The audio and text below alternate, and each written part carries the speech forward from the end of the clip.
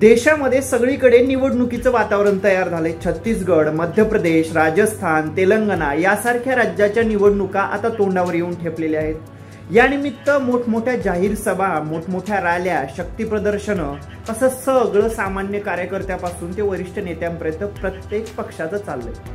मग काही दिवसानंतरच लोकसभा 2024च्या निवडणुका येतील। या लोकसभा 2024च्या निवडणुकीसाठी प्रत्येक पक्षाने मोर्चे बांधायला सुरुवात केली आहे, मोर्चे बांधणीला सुरुवात केली आहे। मैदानात प्रत्येक पक्ष उतरलेला आहे। या लोकसभा 2024च्या निमित्तानं उत्तर प्रदेश आणि महाराष्ट्र हे दोन राज्य महत्त्वाची मानली जातात। अगदी त्याचप्रमाणे ज्याप्रमाणे इतर पक्षांना ही दोन राज्य महत्त्वाची आहेत, त्याचप्रमाणे भाजपलाही ही दोन राज्य महत्त्वाची आहेत। मग भाजपनं महाराष्ट्रामध्ये मिशन 45 राबवायचं ठरवलंय। मग हे नेमकं मिशन 45 राबवण्यासाठी भाजपनं आखणीही केली आहे।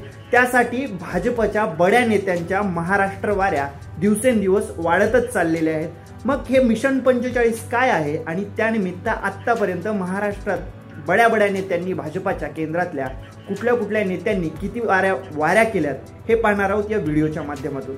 नमस्कार, मी प्रथमेश आणि आपण पाहताय नवराष्ट्र। मंडळी, भाजप आणि लोकसभा निवडणूक म्हणजे देशातील सत्ताधारी पक्ष, देशातील सर्वात मोठा पक्ष आणि त्यासाठी त्यांनी केलेली तयारी।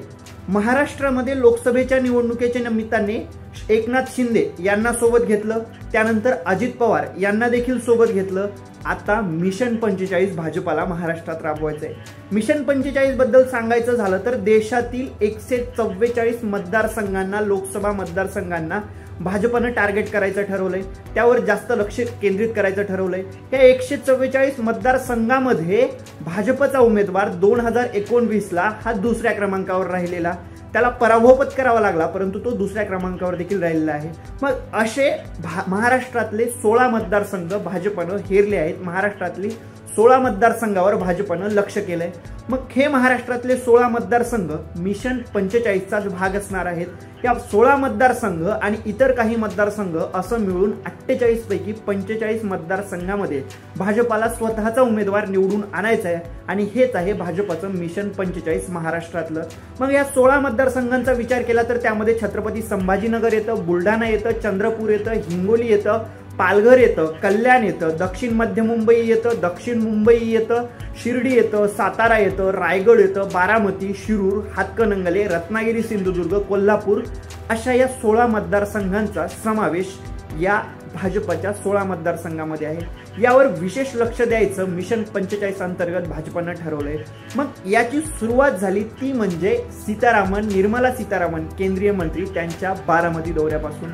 मागच्या वर्षी सप्टेंबर महिन्यामध्ये केंद्रीय मंत्री निर्मला सीतारामन बारामती दौऱ्यावर आल्या। त्यांनी बारामती दौऱ्यामध्ये संपूर्ण कार्यकर्त्यांची वगैरे भेट घेतली आणि इथून मिशन 45च्या सुरुवात झाली म्हणायला काही हरकत नाही। त्यानंतर लगेच 2 महिन्यांनी पुन्हा निर्मला सीतारामन नोव्हेंबर 2022 मध्ये बारामतीचा दौरा करतात। म्हणजे बारामती हा लोकसभा मतदारसंघ पवारांचा चांगला समजला जाणारा, पवारांचं शक्तिस्थान समजला जाणारा मतदारसंघ आहे। त्यावर भाजपनं लक्ष द्यायचं ठरवलंय आणि त्याची जबाबदारी केंद्रीय मंत्री निर्मला सीतारामन यांच्याकडे आहे। बारामती हा मतदारसंघ देखील मिशन 45चा भाग असणार आहे। त्यानंतर दुसरा मतदारसंघ आहे तो म्हणजे बुलढाणा मतदारसंघ। बुलढाणा मतदारसंघाची संपूर्ण जबाबदारी केंद्रीय मंत्री भूपेंद्र यादव यांच्यावर देण्यात आलेली आहे। सप्टेंबर 2022 पासून भूपेंद्र यादव यांनी बुलढाणा मतदारसंघाचे 3 दौरे केलेले आहेत। या 3ही दौऱ्यामध्ये बुलढाणा मतदारसंघामध्ये त्यांनी भाजपची मोर्चे बांधणी करायला सुरुवात केली आहे। भाजपला हा मतदारसंघ कसा काबीज करता येईल याकडे त्यांनी लक्ष दिलेलं पाहायला मिळतंय। तर दुसरीकडे हा बुलढाणा मतदारसंघ आता शिंदे गटाकडे, खासदार म्हणून शिंदे गटाकडे असलेला देखील पाहायला मिळतोय। याच निमित्तानं सर्वात जास्त दौरे महाराष्ट्राच्या सर्वात जास्त वाऱ्या केल्या आहेत ते म्हणजे केंद्रीय मंत्री अमित शहा यांनी। मिशन 45चा भाग आहे की काय असं म्हणायला काही हरकत नाही, कारण केंद्रीय मंत्री अमित शहा यांच्या दौऱ्यांची सुरुवात झाली फेब्रुवारी 2023 मध्ये। फेब्रुवारीमध्ये सुरुवातीला पुण्याचा दौरा त्यांनी केला। चिंचवड आणि कसब्याची पोटनिवडणूक लागलेली होती, त्यानिमित्ताने हा त्यांनी दौरा केला। या दौऱ्यामध्ये त्यांनी मोठमोठे कार्यकर्त्यांची भेट घेतली, सर्व पक्षाची बांधणी पाहिली, पुण्यातील कार्यकर्त्यांची त्यांनी भेट घेतलेली पाहायला मिळते। याच महिन्यामध्ये फेब्रुवारीमध्ये त्यांनी नागपूरचाही दौरा केला। पुढे एप्रिल महिन्यामध्ये ते खारघर येथे दौऱ्यावर आले। महाराष्ट्र भूषण पुरस्कार त्यांचा हा दौरा थोडा वादग्रस्त ठरला, त्यामध्ये उष्माघाताचे प्रकार देखील पाहायला मिळाले। याच एप्रिल महिन्यामध्ये त्यांनी नागपूरलाही भेट दिलेली पाहायला मिळते। नंतर जून महिन्यामध्ये देशाचा 9 वर्षाचा मोदी सरकारचा जे काही उपलब्धी आहे त्या यशाचा कार्यक्रम जून महिन्यामध्ये नांदेड येथे आयोजित करण्यात आला आणि नांदेडला अमित शहानी पुन्हा भेट दिली। ऑगस्ट महिन्यामध्ये सहकार परिषदेच्या पोर्टलच्या उद्घाटनानिमित्त पुण्यामध्ये अमित शहा यांनी भेट दिली।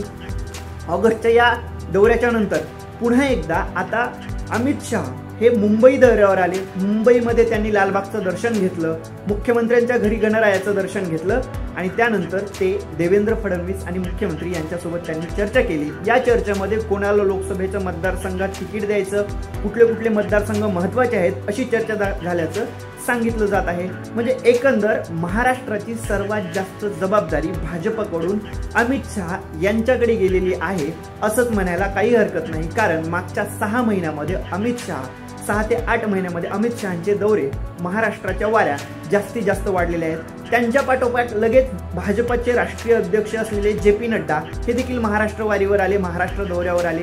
त्यांनी लालबागचं दर्शन घेतलं, त्यांनी देखील मुख्यमंत्र्यांची उपमुख्यमंत्र्यांची भेट घेतली आणि या निमित्ताने त्यांनी संपूर्ण कार्यकर्त्यांसोबत स्नेहभोजन देखील केलेलं पाहायला मिळते। भाजपच्या मोठमोठ्या बड्या महाराष्ट्रातील कार्यकर्त्यांसोबत नेत्यांसोबत त्यांनी स्नेहभोजन करून लोकसभेच्या निवडणुकीनिमित्त चर्चा देखील केलेली पाहायला मिळत आहे। या अगोदर मे महिन्यात देखील भाजपचे राष्ट्रीय अध्यक्ष JP नड्डा हे महाराष्ट्र वारीवर आले होते, महाराष्ट्र दौऱ्यावर आलेले पाहायला मिळतात। त्यानंतर नंबर येतो, क्रमांक येतो तो म्हणजे पंतप्रधान नरेंद्र मोदींचा। पंतप्रधान नरेंद्र मोदी हे पुणे दौऱ्यावर आलेले होते। या पुणे दौऱ्यामध्ये त्यांनी दगडूशेठ हलवाई मंदिराचं, गणेश मंदिराचं दर्शन घेतलं। गणरायाच्या दर्शनानंतर त्यांना टिळक पुरस्कार शरद पवार यांच्या उपस्थितीमध्ये देण्यात आला आणि त्यानंतर त्यांनी मेट्रोचं देखील उद्घाटन केलेलं या दौऱ्यामध्ये पाहायला मिळतं। त्यांचा हा दौरा गाजला तो म्हणजे विरोधकांनी रस्त्यावर केलेल्या निदर्शनामुळे। मणिपूर जळत असताना महाराष्ट्रात तुम्ही दौरे करताय हे तुम्हाला शोभतं का असा सवाल विरोधकांनी त्यांच्या या पंतप्रधानांच्या पुणे दौऱ्यावर केलेला होता। पुणे दौरा पंतप्रधानांनी चांगलाच गाजवला, चांगलंच जाहीर सभा देखील केलेली पाहायला मिळतं। त्या अगोदर देखील त्यांनी जानेवारी महिन्यामध्ये पंतप्रधानांनी मुंबई दौरा केलेला होता आणि त्याचं मराठीमधून ट्विट करून स्वतःच्या मुंबई दौऱ्याची माहिती देखील महाराष्ट्राच्या जनतेला दिलेली पाहायला मिळते।